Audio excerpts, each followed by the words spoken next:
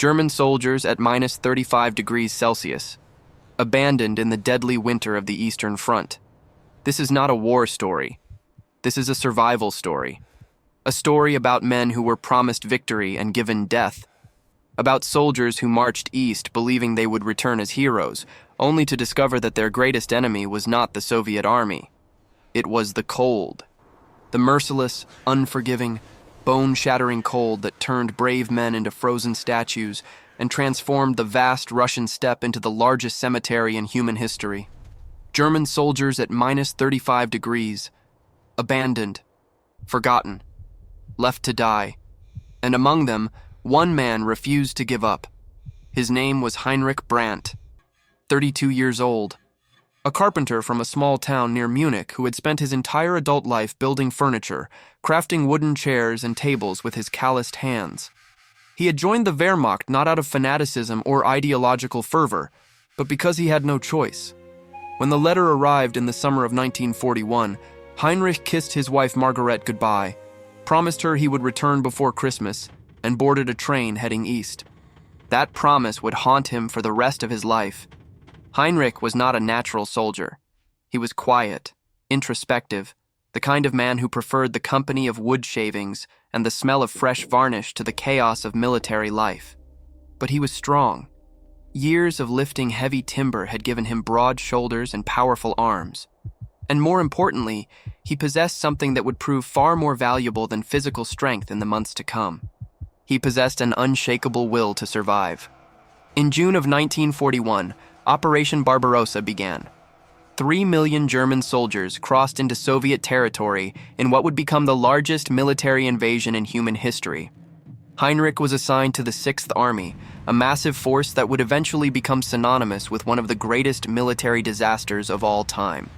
But in those early summer months, everything seemed possible. The German war machine rolled across the Soviet Union with terrifying efficiency. Villages fell, cities surrendered. The Red Army retreated in disarray. Heinrich and his fellow soldiers marched through endless fields of wheat and sunflowers, past burning farmhouses and columns of prisoners, believing that victory was inevitable. The letters Heinrich sent home were filled with cautious optimism. He wrote to Margaret about the strange beauty of the Russian landscape, about the friendships he was forming with his fellow soldiers, about his desperate longing to return to their small house in Bavaria.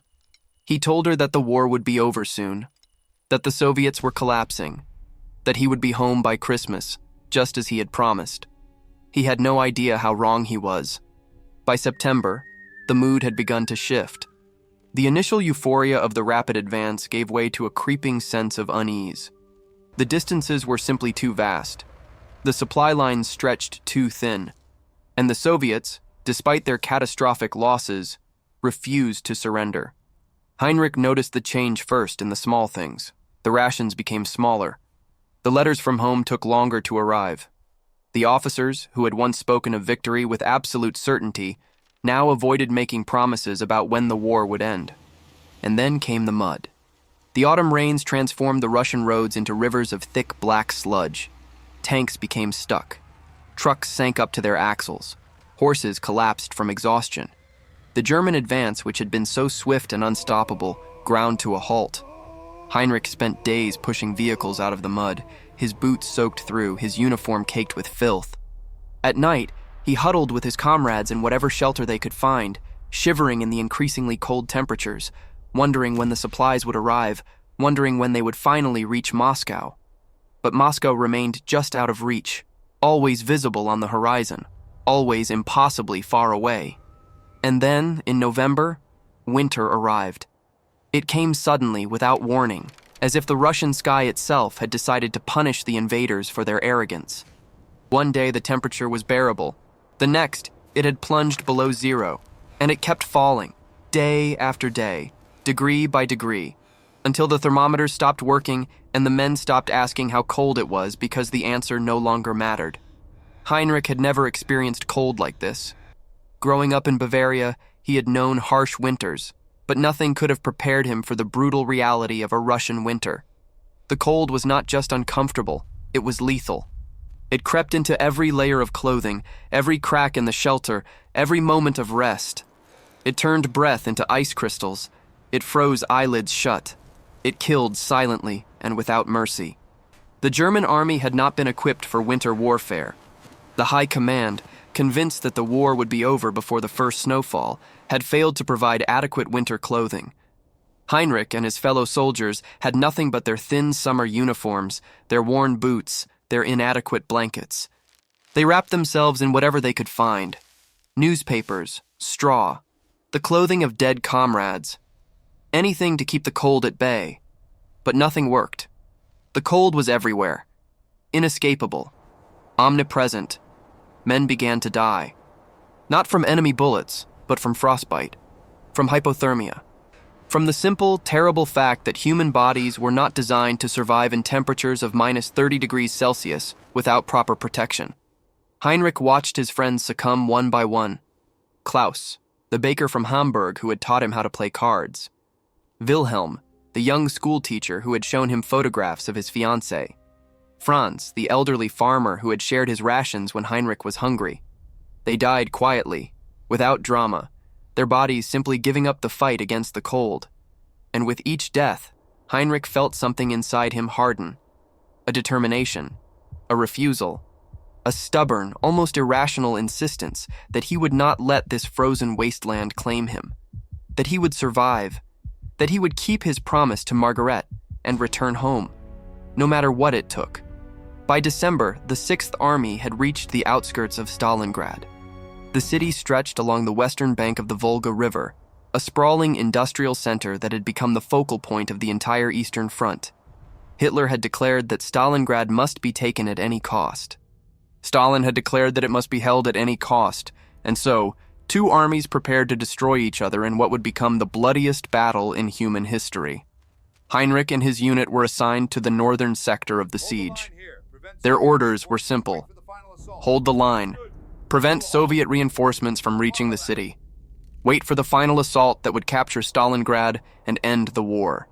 But the final assault never came. Instead, the German forces found themselves locked in a brutal war of attrition. Every building in Stalingrad had to be fought for room by room, floor by floor. The Soviets defended with a ferocity that shocked even the most experienced German officers. They turned the rubble of their destroyed city into a fortress, using the ruins as cover, launching counterattacks at night, refusing to give up a single meter of ground without extracting a terrible price in blood. And all the while, the cold grew worse. Minus 20 degrees, minus 25, minus 30. Heinrich stopped feeling his toes in early December. By the middle of the month, his fingers had turned a sickly shade of white. The medical officer, overwhelmed with frostbite cases, could do nothing but wrap the affected areas in cloth and hope for the best. Hope. It seemed like such a foolish concept now. Hope required a future, and Heinrich could no longer imagine one. All that existed was the present, the cold, the hunger, the constant grinding struggle to survive one more day. Check if you are already subscribed to this channel, because if you appreciate stories of human endurance and historical truth that most people have forgotten, this is where you will find them. Subscribe now so you never miss a story that deserves to be told. November 19th, 1942, a date that would be burned into Heinrich's memory forever. On that morning, the Soviets launched Operation Uranus. 1 million soldiers, 1,500 tanks, and 13,000 artillery pieces attacked the flanks of the German position around Stalingrad. The assault was directed not at the German forces themselves, but at the Romanian and Hungarian units that protected their flanks. These Allied troops, poorly equipped and demoralized, collapsed within hours. Heinrich and his comrades knew nothing of the attack at first. They were too focused on surviving another day, too consumed by the immediate struggle against cold and hunger to pay attention to the larger strategic picture. But on November 23rd, the news finally reached them. The Soviet pincers had met at Kalach, west of Stalingrad. The Sixth Army was surrounded. Nearly 300,000 German soldiers were trapped in a pocket measuring approximately 50 kilometers from east to west and 40 kilometers from north to south. They were encircled, cut off from supply lines, cut off from reinforcements, cut off from any hope of escape. Heinrich received the news while huddled in a frozen trench with what remained of his platoon. Sergeant Major Otto Kessler, a career soldier who had fought in the First World War, delivered the information with the calm professionalism that had made him respected throughout the unit. "The Soviets have closed the ring around us," Kessler said, his breath forming clouds of ice in the frigid air. "Command says we are to hold our positions. A relief force is being organized. Field Marshal Manstein will break through and reach us within weeks." The men received this news in silence. They had heard promises before, promises of victory, promises of supplies, promises of reinforcements, and each time the promises had proven to be lies. Heinrich looked at the faces of his comrades. 20 men remained from a platoon that had originally numbered over 40. They were gaunt, hollow-eyed, their skin marked with the black patches of frostbite. They looked more like corpses than soldiers. And yet, something flickered in their eyes. Not hope, exactly. Something harder, something more desperate. The determination of men who had nothing left to lose. The German High Command promised that the Sixth Army would be supplied by air. Hermann Göring, the commander of the Luftwaffe, assured Hitler that his planes could deliver the 700 tons of supplies needed each day to keep the encircled army alive. It was a promise that could not be kept. On the best days, the Luftwaffe managed to deliver perhaps 100 tons. On most days, the figure was far lower. Soviet fighters patrolled the skies above the pocket, shooting down transport planes with devastating efficiency. The weather made flying nearly impossible. And the sheer logistical challenge of supplying 300,000 men by air was simply beyond the capacity of the German Air Force. Heinrich watched the supply drops with a mixture of hope and despair. The planes came in low, dodging anti-aircraft fire, dropping their precious cargo into the frozen wasteland. Sometimes the parachutes drifted into no man's land, where neither side could retrieve them. Sometimes they fell directly into Soviet positions. And sometimes when the drops were successful, the supplies proved to be utterly useless. One delivery contained thousands of summer uniforms. Another brought crates of medals and decorations. A third delivered tons of pepper, as if spices could keep men alive in sub-zero temperatures. The soldiers laughed bitterly at these absurdities. Gallows humor became their primary means of coping with the horror of their situation.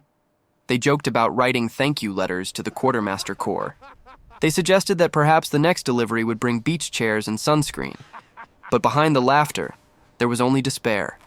The rations were cut, first by half, then by half again.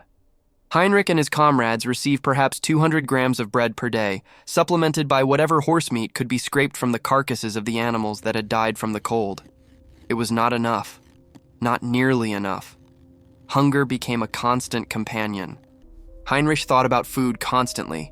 He dreamed about the meals Margaret used to prepare. Roast pork with dumplings, fresh bread with butter, apple strudel with cream. He could smell the dishes, taste them on his tongue, feel the warmth spreading through his belly. And then he would wake up in his frozen foxhole, surrounded by dying men, his stomach cramping with hunger, and he would realize that the dreams were crueler than any nightmare.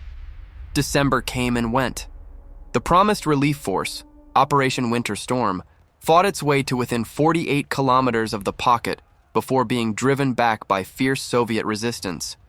For a few brief days, Heinrich and his comrades could hear the sound of German artillery in the distance, coming closer, offering the tantalizing possibility of rescue. And then the guns fell silent. The relief force had failed. There would be no rescue. Christmas 1942 was the darkest day Heinrich had ever known. The temperature had dropped to minus 35 degrees. The rations consisted of nothing but thin soup made from horse bones. And the men, gathered in their frozen bunkers, tried desperately to remember what Christmas had meant in another life. Sergeant Major Kessler organized a small celebration. The men pooled their meager resources. Someone produced a candle stub. Another contributed a few squares of chocolate that he had been saving for weeks.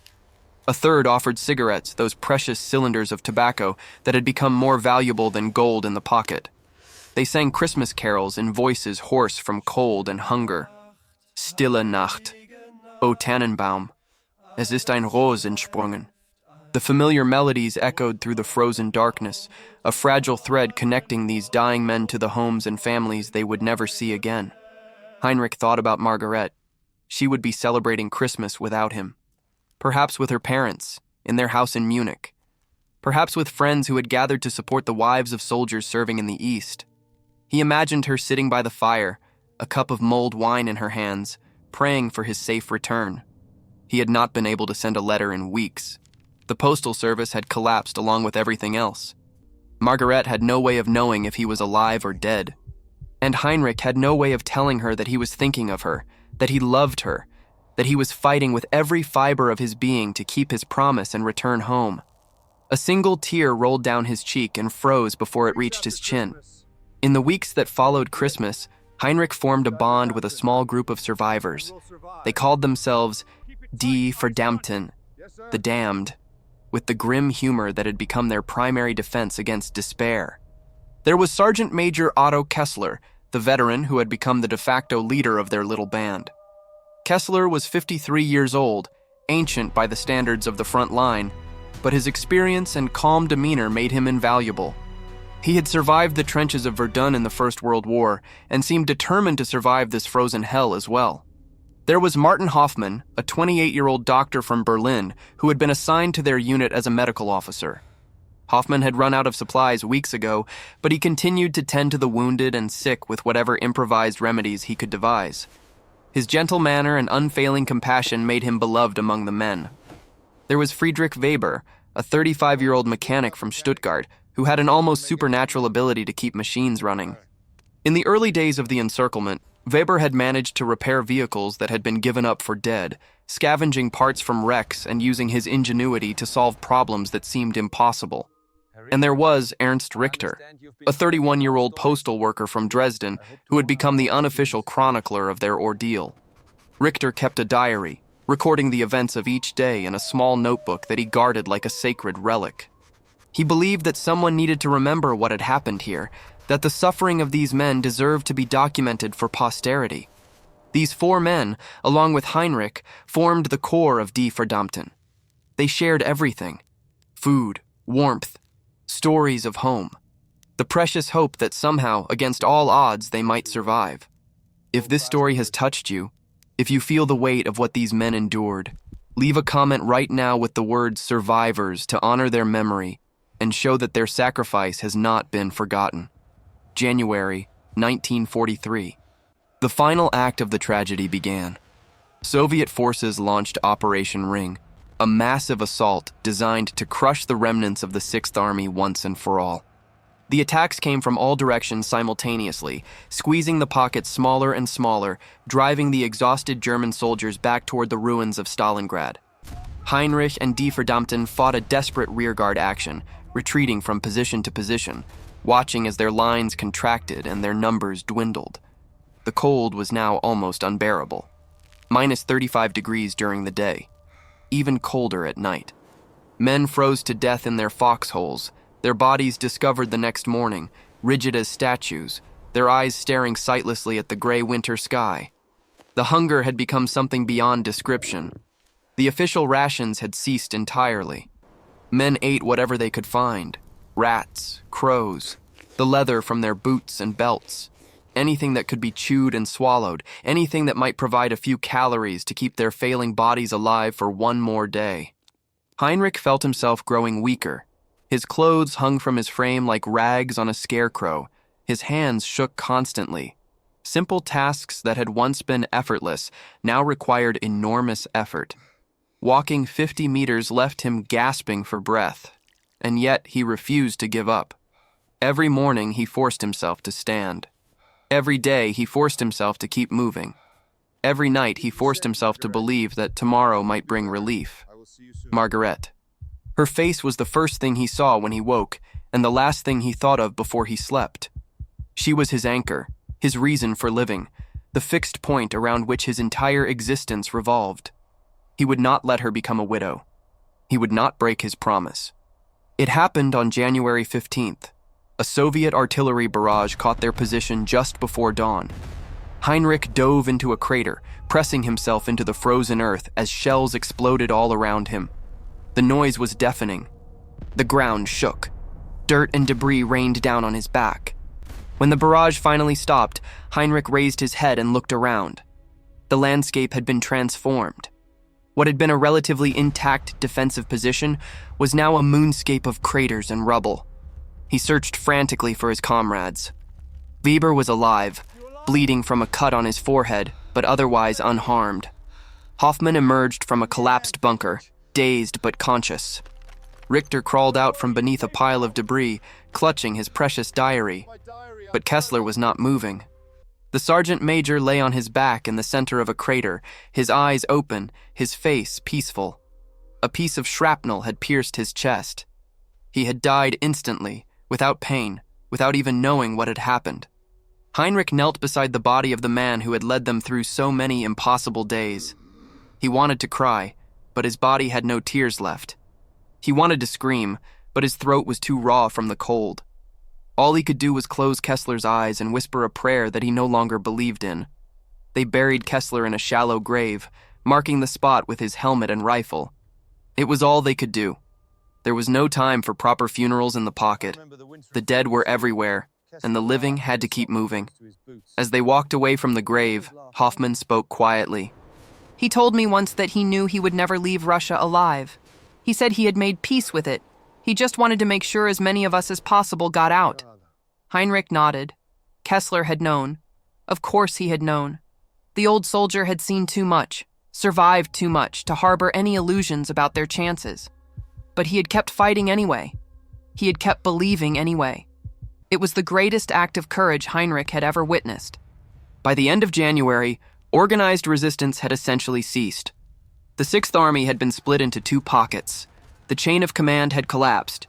Units fought on independently, defending whatever positions they could hold, knowing that the end was near.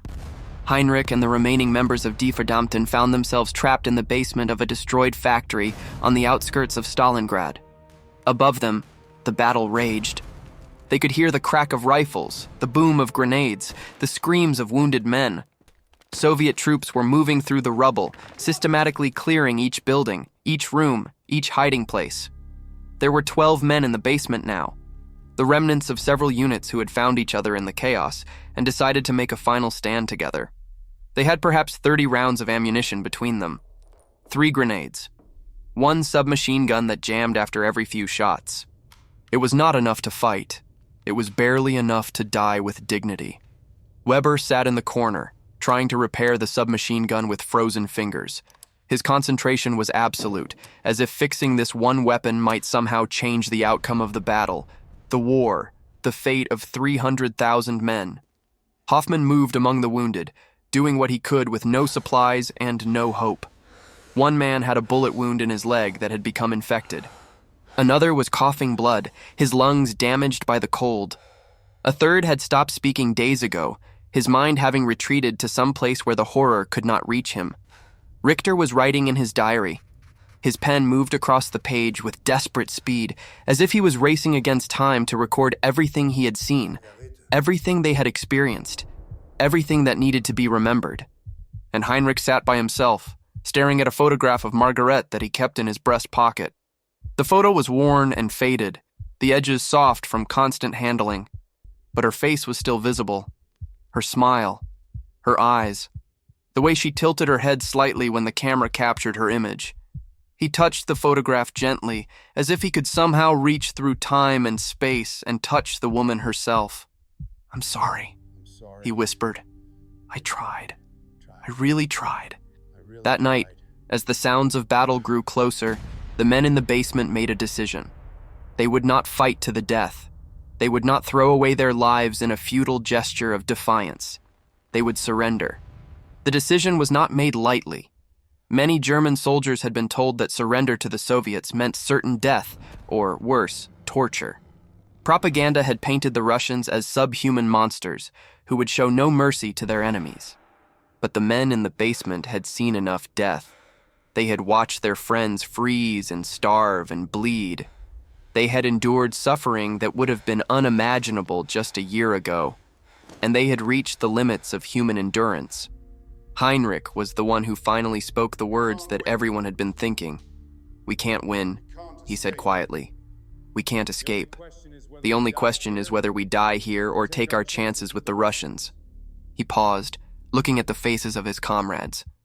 I don't know about you, but I made a promise to my wife that I would come home, and I intend to keep that promise, no matter what it takes.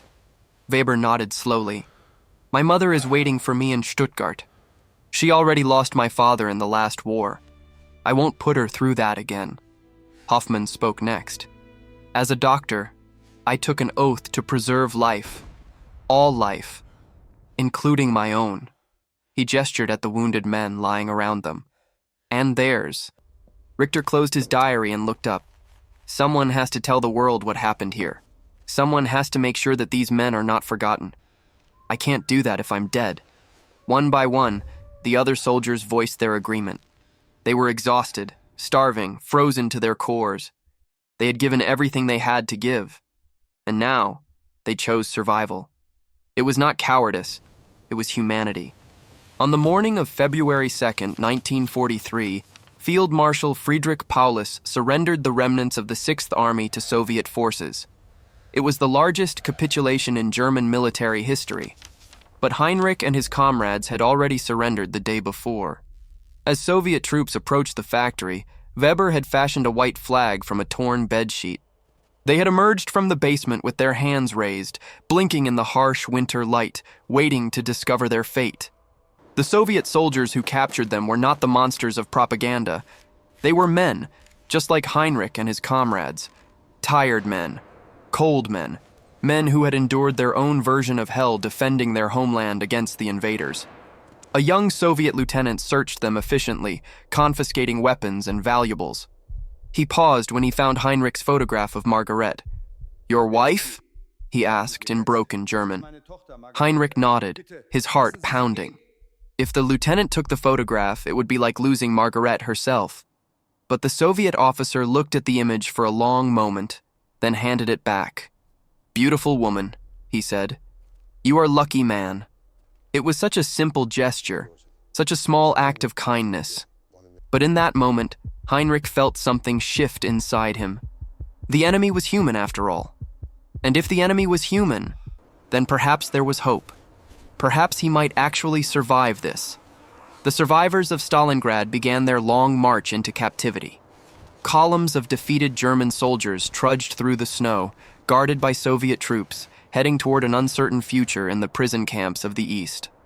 Of the nearly 300,000 German soldiers who had been encircled at Stalingrad, only about 91,000 survived to surrender. The rest had died in the fighting, or from cold, or from starvation, or from the diseases that had ravaged the weakened army. And of those 91,000 prisoners, only about 5,000 would ever return to Germany. The rest would die in Soviet captivity, victims of harsh conditions, inadequate food, forced labor, and the continuing ravages of illness. But Heinrich did not know this yet. As he marched through the frozen landscape surrounded by the stumbling, shambling remnants of what had once been a proud army, he clung to hope. He had survived the battle. He had survived the siege. He had survived the coldest winter in decades. He could survive this too. Die for Dampton stayed together during the march. Heinrich, Weber, Hoffman, and Richter supported each other when one of them stumbled. They shared what little food they were given. They talked to keep their minds active, their spirits alive. They refused to give up. Men fell around them every day. Some simply collapsed and did not rise. Others wandered off into the snow, their minds broken, seeking a death that would end their suffering. Still others were shot by guards when they could no longer keep pace. But Die Verdammten kept walking, one step at a time, 1 kilometer at a time, 1 day at a time. "Tell me about your wife," Hoffman said to Heinrich one night as they huddled together for warmth in a ruined barn. "Tell me about Margaret." Heinrich smiled, the first genuine smile to cross his face in weeks. And he began to talk. About how they had met at a village festival when they were both young. About their courtship, which had lasted 3 years because Heinrich was too shy to propose. About their wedding, a small ceremony in the local church, followed by a reception in her parents' garden. About their life together in the small house he had built with his own hands. As he talked, the others listened. And for a little while, they were not prisoners of war marching through a frozen wasteland. They were men with homes and families, with pasts and futures, with reasons to live. That was Margaret's gift. Even across thousands of kilometers, even without knowing it, she was keeping Heinrich alive. The prisoner of war camp was located somewhere in the vast interior of the Soviet Union. Heinrich never learned its exact location. All he knew was that it was cold, isolated, and designed to break the spirit of the men imprisoned there. The conditions were brutal. The prisoners lived in crowded barracks with inadequate heating. Food was scarce and consisted mainly of thin soup and black bread. Disease was rampant. Men died daily from typhus, dysentery, pneumonia, and the lingering effects of the frostbite they had suffered at Stalingrad. But Heinrich had not survived the pocket to die in a prison camp. He approached captivity with the same stubborn determination that had kept him alive during the siege. He worked when assigned, never complaining, never giving the guards a reason to single him out.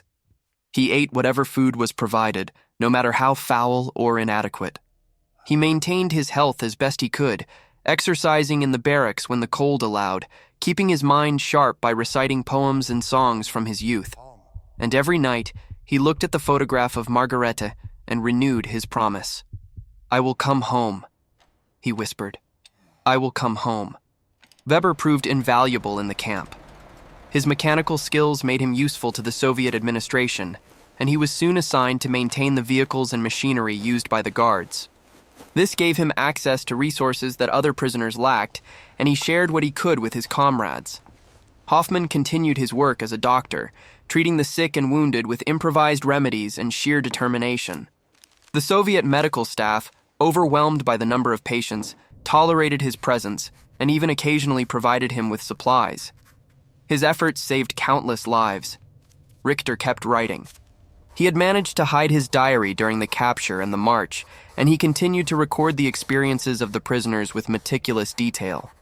His words would eventually become one of the most important historical documents of the Stalingrad campaign, a testament to the suffering and resilience of the men who had endured it. And Heinrich became the spiritual center of their little group. His quiet strength, his unwavering faith in his eventual return home, inspired the others to keep fighting. When despair threatened to overwhelm them, Heinrich would tell stories of Bavaria, of the forests and mountains of his homeland, of the wife who was waiting for him. His words painted pictures of a world beyond the barbed wire, a world that still existed, a world that they might someday see again. Months became years. The war ended in May of 1945, but the prisoners were not released. Stalin had decreed that German POWs would be used to rebuild the damage their country had caused, and so the men of Stalingrad labored in factories and mines, in construction sites and collective farms, paying for the sins of a regime that most of them had never supported. Heinrich worked. He dug trenches, he laid bricks, he hauled timber. Whatever task was assigned to him, he completed without complaint. And always, he kept his eyes on the horizon, waiting for the day when he would be allowed to go home. Letters reached the camp occasionally. Heinrich learned that Margaret was alive, that she had survived the bombing of Munich, that she was waiting for him. The knowledge filled him with a joy that transcended the misery of his daily existence. He was not forgotten. He was still loved. There was still a place in the world where he belonged. Not all of Die Verdammten were so fortunate. Weber fell ill in the winter of 1946. Pneumonia, the doctor said. A common enough disease in the camp, usually fatal given the lack of medicine and the weakened state of the prisoners. Heinrich sat with Weber during his final days, holding his hand, telling him stories, trying to ease his passing. Weber's last words were a request that Heinrich visit his mother in Stuttgart if he ever made it home. "Tell her I thought of her every day," Weber whispered. "Tell her I died thinking of her," Heinrich promised. And when Weber breathed his last, Heinrich closed his eyes and said a prayer for the soul of a good man who had deserved a better fate. In 1949, Heinrich Brandt was finally released from Soviet captivity. He was one of the lucky few, one of the 5,000 survivors who would see Germany again. The train journey home seemed endless. Heinrich sat by the window, watching the landscape change from the flat steppes of Russia to the rolling hills of Poland to the familiar forests of Germany. 8 years had passed since he had last seen his homeland. 8 years of war and suffering and survival. He was no longer the man who had left. He was thinner, older, marked by experiences that would haunt him for the rest of his life. The carpenter from Munich had become something else entirely: a survivor, a witness, a man who had seen the worst that humanity was capable of and had somehow emerged with his soul intact. But one thing had not changed: his love for Margaret, his determination to keep his promise. The train pulled into Munich on a gray October morning. Heinrich stepped onto the platform, his heart pounding, his eyes searching the crowd of people waiting to greet the returning prisoners. And there she was, Margarete. Older now, her hair streaked with gray, her face lined with the worry of 8 years of waiting. But still beautiful. Still the woman he had fallen in love with at a village festival so many years ago. She saw him at the same moment he saw her. For a long moment, they simply stared at each other, frozen, as if neither could quite believe that this moment was real. Then Margaret ran. She pushed through the crowd, her arms outstretched, tears streaming down her face. And Heinrich ran too, dropping his meager belongings, forgetting everything except the woman who had kept him alive through the darkest years of his life. They met in the middle of the platform. They embraced. And for the first time since June of 1941, Heinrich Brandt cried, "I promised," he whispered into her hair. "I promised I would come home." Margaret pulled back and looked at him, her hands cupping his face, her eyes filled with a love that had survived war and separation and despair. "I know," she said. "I never doubted you." Heinrich Brandt lived for another 43 years after his return from captivity. He rebuilt his carpentry business in Munich. He and Margaret raised a family together, 3 children who grew up hearing stories of their father's survival against impossible odds. He never forgot the men who had died at Stalingrad. Every year, on the anniversary of the surrender, he lit a candle in their memory. Every year he told his children and grandchildren about Sergeant Major Kessler, about Weber, about all the brave men who had not come home. He kept his promise to Weber and visited his mother in Stuttgart. The old woman wept when Heinrich told her about her son's final days, but she thanked him for coming, for bringing her closure after years of uncertainty. He stayed in touch with Hoffmann and Richter until their deaths.